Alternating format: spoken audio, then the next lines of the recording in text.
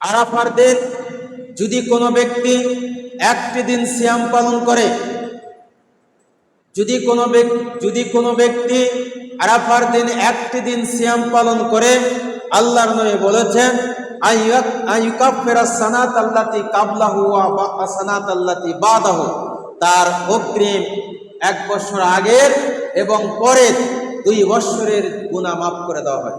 সুবহানাল্লাহ। আনাবি কাতাদা রাদিয়াল্লাহু আনহু قال سئل رسول الله صلى الله عليه وسلم عن صوم يوم عرفه। কাতাদা রাদিয়াল্লাহু আনহু বলেন, আল্লাহর নবীকে জিজ্ঞাসা করা হলো আরাফার দিনের সিয়াম সম্পর্কে। ক্বালা ইউকাফিরু সানাতাল মাযিয়াতা আল বাকিয়াতা, শুনে রাখো, আরাফার দিন যদি কোনো ব্যক্তি সিয়াম পালন করে তাহলে তার আগের বছর এবং তার পরের বছর 2 বছরের গুনাহ আল্লাহ রাব্বুল আলামিন মাফ করে দেন। সুবহানাল্লাহ। মুসলিম শরীফের 1348 নম্বর হাদিস। আরাফার দিনের একটি দিন যদি সিয়াম আপনি আমি পালন করে, তাহলে আপনার আমার জীবনের অতীতের এবং সামনে অগ্রিম 2টি বছরের গুনাহ ক্ষমা করা হবে। সুবহানাল্লাহ।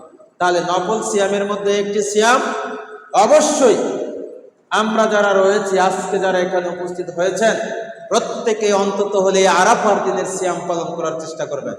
বাড়িতে যেই সদস্যগুলি রয়েছে প্রত্যেককেই আপনার পক্ষ থেকে হুকুম জারি করে নেবেন যে আরাফার দিনের সিয়াম বাড়ির সদস্য যারা রয়েছে প্রত্যেকে যেন এই দিনের সিয়াম পালন করে। সেইটা কোন দিন? যেই দিন হাজিরা আরাফার ময়দানে অবস্থান করবেন, এই তারিখটা জেনে নেবেন, ঠিক সেই আগে রাত্রি ভাত খাবেন আর ওই দিনটা সিয়াম রাখবেন। আল্লাহর নবী বলেছেন, এই দিনের সিয়াম তোমার জীবনের অগ্রিম এবং পিছের 2টি বছরের গুনাহগুলিকে ক্ষমা করে দাও। আর এই দিন আল্লাহ রাব্বুল আলামিন জাহান্নামবাসীদেরকে অধিক হারে মুক্ত দেন। তাহলে সংক্ষিপ্ত এই 10টি দিনের আপনার আমার আমল, এই 10টি দিনের করণীয় অবশ্যই আপনাকে আমাকে স্মরণ রাখতে হবে। আল্লাহ রাব্বুল আলামিন বলছেন, লা ইয়ানালাল্লাহু লুহুমুহা ওয়ালা দিমাউহা ওয়ালাকিন ইয়ানালুহুত তাকওয়া মিনকুম। কুরবানি আদম আলাইহিস সালামের থেকে শুরু হয়ে, তার পুত্রদ্বয় থেকে শুরু হয়ে ইব্রাহিম আলাইহিস সালাম পর্যন্ত এসেছেন। তাদের ধরন আলাদা ছিল। ইব্রাহিম আলাইহিস সালাম তার স্বীয় পুত্র ইসমাঈল আলাইহিস সালামকে খ্বাবের মাধ্যমে দেখলেন যে আল্লাহ রাব্বুল আলামিন বলছেন, তুমি তোমার সন্তানকে জবাই করো। সেই ধারাবাহিকতা বজায় রেখে ইব্রাহিম আলাইহিস সালাম তার পুত্র ইসমাঈল আলাইহিস সালামকে নিয়ে মিনা প্রান্তরে গিয়েছিলেন জবাই করার জন্য। আল্লাহ রাব্বুল আলামিন দেখলেন আসলে ইব্রাহিম আলাইহিস সালাম তার স্বপ্নকে একেবারে বাস্তবায়ন করতে যাচ্ছে। সে কথাটা কোরআনুল কারিমে সূরাতুস সাফফাতে বলেছেন। ইব্রাহিম আলাইহিস সালাম ইসমাঈলকে কেমনে পেয়েছেন সংক্ষিপ্ত ইতিহাস বলি, গত জুমাতে বলেছিলাম, তারপরে একটু যোগ করি। ইব্রাহিম আলাইহিস সালাম যখন নিরাশ হয়ে জাতির নিকট থেকে নিরাশ হয়ে তার দাওয়াত যখন জাতির মানুষ গ্রহণ করছিল না, তখন ইব্রাহিম আলাইহিস সালাম তার দেশ থেকে হিজরত করা শুরু করলেন। হিজরত করতে গিয়ে পথে মধ্যে জালিম শাসক দ্বারা আক্রান্ত হয়েছিলেন। সেইখান থেকে উপঢৌকন দিয়েছিলেন হাজেরা আলাইহিস সালামকে। তাকে উপঢৌকন পেয়ে এই হাজেরার গর্ভে এসেছিলেন ইসমাঈল আলাইহিস সালাম। আসার পরে যখন আস্তে আস্তে পুত্র সন্তান বড় হয়ে যায়, বড় হওয়ার পরে একদিন ইব্রাহিম আলাইহিস সালাম স্বপ্নে দেখলেন, খ্বাবের মাঝে দেখলেন যে নিজের পুত্রকে জবাই করছেন। দীর্ঘ সময় পরে ইব্রাহিম আলাইহিস সালাম ইসমাঈলকে পেয়েছিলেন, সঙ্গী সাথী কেউ ছিল না। আল্লাহ রাব্বুল আলামিনের নিকট আবেদন করেছিলেন, আউযু বিল্লাহি মিনাশ শাইতানির রাজীম, রব্বি হাবলি মিনাস সালিহিন। ফাবাশশারনাহু বিগুলামিন হালিম। আল্লাহ রাব্বুল আলামিনের নিকট ইব্রাহিম আলাইহিস সালাম নিবেদন করেছিলেন যে আল্লাহ আমাকে একটা সহনশীল ধৈর্যশীল পুত্র সন্তান দান করুন। ৮৬ বছর বয়স, স্ত্রীর বয়স এদিকে ১০০ বছর প্রায় হয়েছে। এই দীর্ঘ সময় অতিবাহিত হওয়ার পরে আল্লাহ রাব্বুল আলামিন তাদের দোয়াকে কবুল করে দিলেন। ফাবাশশারনাহু বিগুলামিন হালিম। আল্লাহ বলছেন, আমি ইব্রাহিম আলাইহিস সালামকে সুসংবাদ দান করলাম একটি পুত্র সন্তানে। আল্লাহ বলছেন, ফালাম্মা বালাগা মাহুস সায়া ক্বালা ইয়া বুনাইয়া ইন্নী আরা ফিল মানামি আন্নী আসবাহুকা ফানজুর মাযা তারা। ইব্রাহিম আলাইহিস সালাম পুত্র সন্তানকে বলছেন, যে সন্তান পিতার সঙ্গে কেবলমাত্র চলাফেরা করতে পারছে, কথাবার্তা বুঝতেছে, বলতে পারছে, ঠিক এই মুহূর্তে বলছেন, ক্বালা ইয়া বুনাইয়া ইন্নী আরা ফিল মানামি আন্নী আসবাহুকা ফানজুর মাযা তারা।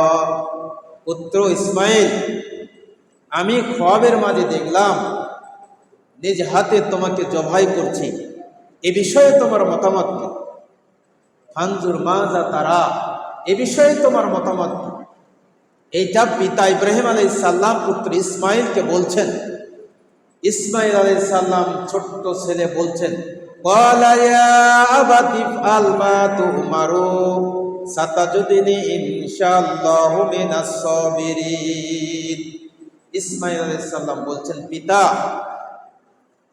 ইয়া আবাতি ইফআল মা তু'মারু সাতাজিদুনি ইনশাআল্লাহ, আপনাকে আল্লাহ যে হুকুম করেছে এইটা আপনি দ্রুত বাস্তবায়ন করুন, ইনশাআল্লাহ আপনি আমাকে সবুরকারীদের অন্তর্ভুক্ত পাবেন, আমাকে আপনি ধৈর্যশীল হিসাবে পাবেন। একথা ইসমাইল আলাইহিস সালাম বলছেন। ইয়া আবাতি ইফআল মা তু'মারু সাতাজিদুনি ইনশাআল্লাহু মিনাস সাবিরিন। আপনাকে আল্লাহ যে আদেশ করেছেন পিতা, আপনি এটা দ্রুত করে ফেলুন, আর আপনি এই কাজের মাধ্যমে আমাকে সহনশীল, ধৈর্যশীল পাবেন। ফালাম্মা আসলামা ওয়া তাল্লাহু লিল জাবিন। আল্লাহ রাব্বুল আলামিন বলছেন, ইব্রাহিম এবং ইসমাইল আলাইহিস সালামের এই ঘটনা কোরআনুল কারীমের ভিতর। ফালাম্মা আসলামা ওয়া তাল্লাহু লিল জাবিন, পিতা পুত্র রাজি হয়েছেন। তাহলে পিতা সন্তানকে নিয়ে কুরবানি করার জন্য মিনা প্রান্তের দিকে যাচ্ছিলেন। পথে মধ্যে শয়তান বারবার এসে ওয়াসওয়াসা প্রদান করছেন ইসমাইলকে, যে এইটা কি করতে যাচ্ছে, এইটা করা যাবে না। শয়তান ধোঁকায় ফেলছেন। ইব্রাহিম আলাইহিস সালাম দুইবার কঙ্কর হাতে নিয়ে, 60টি করে কঙ্কর হাতে নিয়ে এই শয়তানকে ওখানে নিক্ষেপ করেছিলেন। আজও হাজিরা যারা হজ করতে যান, এই জামরাতে তারা এই 60টি কঙ্কর হাতে নিয়ে এখানে নিক্ষেপ করেন। তো ইব্রাহিম আলাইহিস সালাম তার কাজকে বাস্তবায়ন করতে যাচ্ছেন। আল্লাহ সেইটা বলছেন, ফালাম্মা আসলামা ওয়া তাল্লাহু লিল জাবিন। ইব্রাহিম আলাইহিস সালাম তার পুত্র সন্তানকে শায়িত করে, উপর করে শায়িত করে যখন জবাই করতে যাচ্ছিলেন, জবাই করার জন্য একেবারে প্রস্তুত হয়ে যাচ্ছেন, জবাই করবেন, পুত্র সন্তান ইসমাইলকে শুয়ে দিয়েছেন। ইব্রাহিম আলাইহিস সালাম ছুরি হাতে নিয়েছেন, ছুরি গলাতে চালাবেন। তাফসীরকাররা বলছেন, ইব্রাহিম আলাইহিস সালাম তার সন্তানের গণ্ডদেশে গলাতে ছুরি চালাতে যাচ্ছিলেন, প্রস্তুত হয়েছেন। অনেকে বলছেন ফেসাচ্ছিলেন, প্রস্তুত হয়েছেন, একেবারে গলার শুরু করবেন। এই মুহূর্তে আল্লাহ রাব্বুল আলামিন বললেন ইব্রাহিম আলাইহিস সালামকে, ওয়া নাদাইনাহু ইয়া ইব্রাহিম। আল্লাহ রাব্বুল আলামিন ইব্রাহিম আলাইহিস সালামকে ডাক দিয়ে বললেন, ইয়া ইব্রাহিম ক্বাদ সাদ্দাকতার রুয়া, তুমি তো তোমার স্বপ্নকে বাস্তবায়ন করতে যাচ্ছ, করেছ।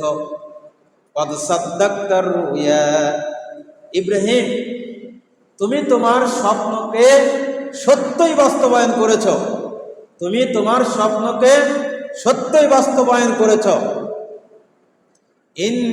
ইন্না কাযালিকা নাজজিল মুহসিনিন।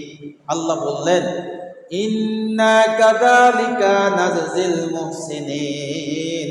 ইব্রাহিম শোনো, আমি আমার প্রিয় বান্দাদেরকে এইভাবে কঠিন পরীক্ষায় ফেলে উত্তীর্ণ করে দিই, পাশ করে দিই। তোমাকে আমি কঠিন পরীক্ষায় ফেলেছি, তুমি এ পরীক্ষায় পাশ করেছ। তাই আল্লাহ বললেন ইন্না কাযালিকা নাজজিল মুহসিনিন। ইব্রাহিম, আমি তোমাকে পরীক্ষায় ফেলেছি, সেই পরীক্ষায় তুমি উত্তীর্ণ হয়েছ। ইন্না হাযা লাহুয়াল বালাউল মুবিন। শুনে রাখো, পৃথিবীতে যত পরীক্ষা রয়েছে তন্মধ্যে সবচাইতে জটিল পরীক্ষা হচ্ছে এইটা। ইন্না হাযা লাহুয়াল বালাউল মুবিন। সবচাইতে জটিল পরীক্ষা হচ্ছে এই পরীক্ষা, পিতা হয়ে নিজের পুত্রকে নিজ হাতে জবাই করবে। ওয়াফাদাইনাহু বিযবহিন আযীম। এইটার পরিবর্তে আমি জান্নাত থেকে একটি চতুষ্পদ জন্তু এনে তোমাকে দিলাম, আর সেইটা ইব্রাহিম আলাইহিস সালাম জবাই করলেন। ওয়া তারাকনা আলাইহি ফিল আখিরিন। আর তোমার এই সুন্নাতকে, তোমার এই কাজকে বাস্তবায়ন করতে যাচ্ছিলে, এই দুম্বা জবাই করাকে আমি তোমার পরবর্তী জাতির জন্য স্মরণীয় করে রেখে দিলাম। সালামুন আলা ইব্রাহিম। আর ইব্রাহিম আলাইহিস সালামের উপর আল্লাহ রাব্বুল আলামিনের পক্ষ থেকে শান্তির ধারা বর্ষিত হোক। সুবহানাল্লাহ। সত্যের সাথে চলি, হকের কথা বলি। হক এন্টারটেইনমেন্ট আর্ট।